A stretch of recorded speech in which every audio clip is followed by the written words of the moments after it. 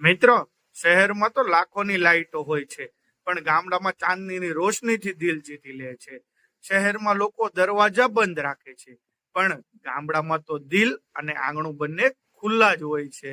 વડના ઝાડ નીચેની વાતો, ખેતરની હવા અને સાંજે ચા સાથેની મહેફિલ, આ બધું પૈસાથી નહીં, નસીબથી મળે છે.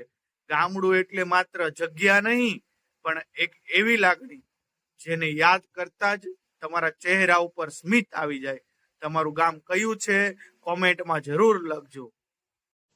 મિત્રો, શહેરમાં તો લાખોની લાઈટો હોય છે, પણ ગામડામાં ચાંદનીની રોશનીથી દિલ જીતી લે છે.